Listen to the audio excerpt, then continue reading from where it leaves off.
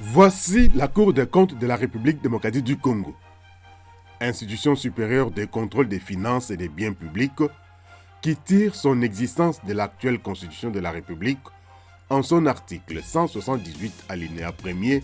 qui stipule, je cite, « Il est institué en République démocratique du Congo une Cour des comptes »,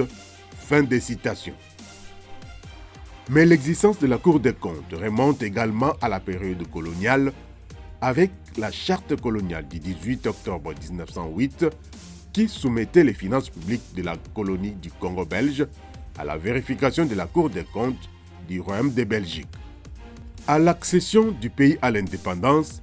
la loi fondamentale du 19 mai 1960, tout comme tous les textes constitutionnels qui ont suivi, ont consacré la Cour des comptes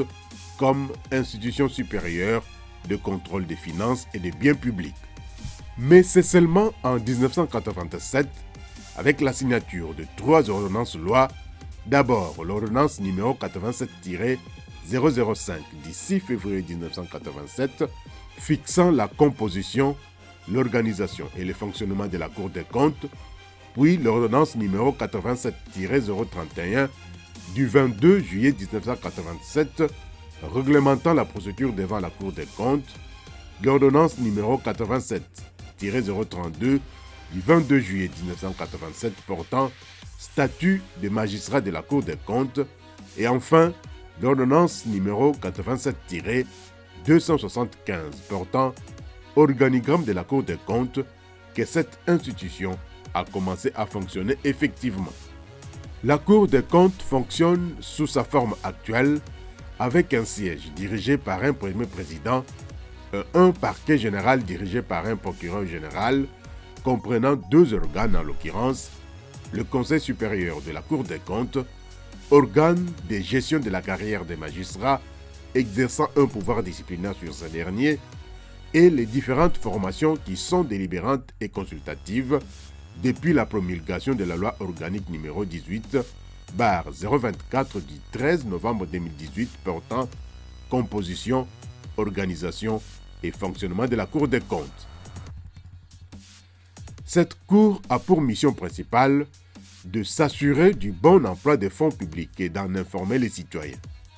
d'où le caractère public de ces différents rapports. Cela revient à dire que la Cour des comptes contrôle, dans les conditions fixées par la loi, la gestion des finances de l'État, des biens publics ainsi que les comptes des provinces, des entités territoriales décentralisées et des organismes publics conformément à l'article 180 de notre Constitution. C'est M.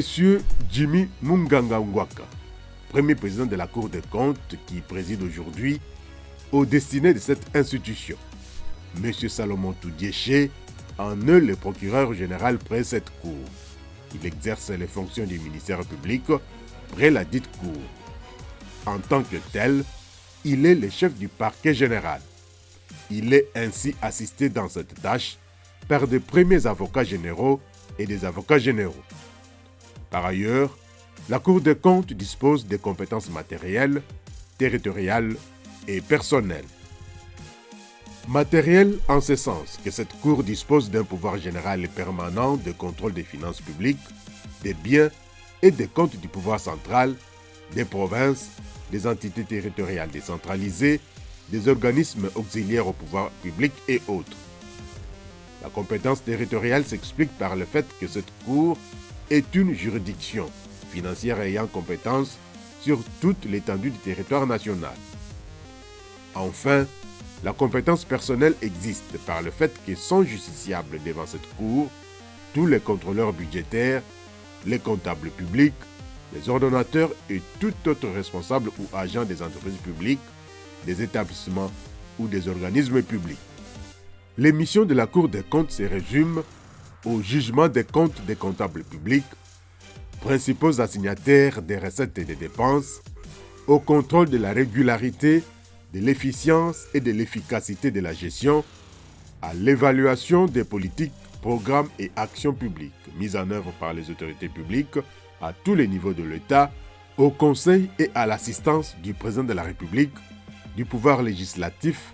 et du gouvernement à tous les niveaux de l'État,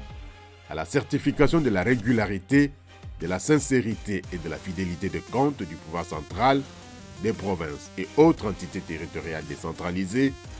ainsi qu'à l'information des citoyens des travaux qu'effectue la Cour des comptes par la publication des rapports.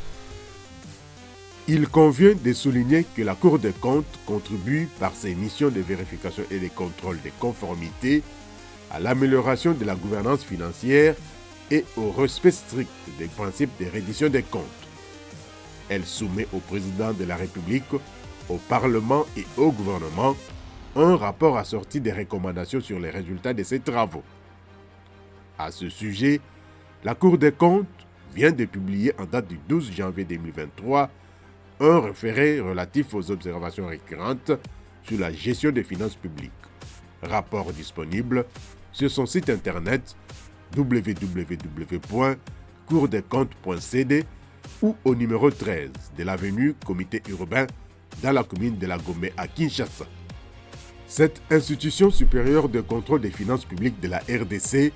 entend servir la République en veillant à une utilisation transparente et efficace des finances et des biens publics. Son contrôle est basé sur la vision institutionnelle, l'indépendance, le professionnalisme et l'intégrité pour l'intérêt supérieur de la nation. La Cour des comptes promeut la bonne gouvernance et la transparence dans la gestion des finances publiques afin de participer à l'amélioration des conditions de vie de la population congolaise. Comme vous pouvez vous en rendre compte,